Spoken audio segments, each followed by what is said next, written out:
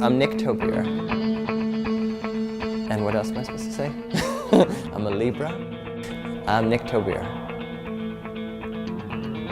And I like sliced bread. Okay, take 10. I'm Nick Tobier, and I do things in public.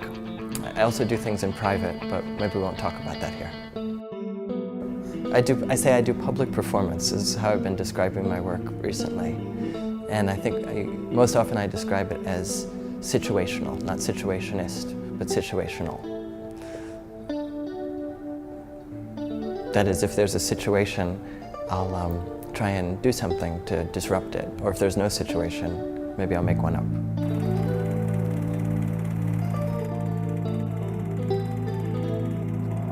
Why do I act out in public?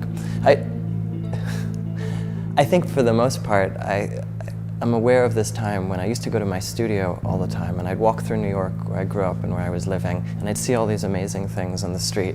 And I'd open this big door with a padlock, and I'd go inside my studio, and I'd make wood things, sort of wood sculptures, that had absolutely nothing to do with what I was walking through, but was what I did in the studio. And I realized at a certain point that I had a studio life that was completely separate from the life around me. That was the parts that were engaged by walking through the city and wandering and getting to know people and getting lost. And so I gave up my studio, which I always think of was either the bravest thing or the stupidest thing. And I just started to work on the street, being responsive to whatever I came up against. And the first thing I remember doing was finding myself trying to cross the street, and the snows had melted and there was this enormous puddle that had actually become sort of a lake. And I watched people walk to the middle of the block so that they could get around the puddle. So I made a bridge to help people cross puddles.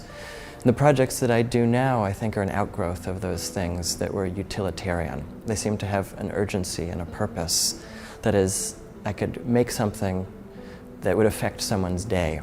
But I also do things that are services of different sorts, things that are more celebratory. We think that celebration is something that we have less and less of in everyday life. If I can bring something into the public realm that is celebratory, then that does become part of everyday life. And I think, sort of in a nutshell, what I'd like to do is open the possibility that everyday life can be quite extraordinary if someone is willing to step out of daily routine and do something that seems at first eccentric, and then maybe after a while you can't live without it.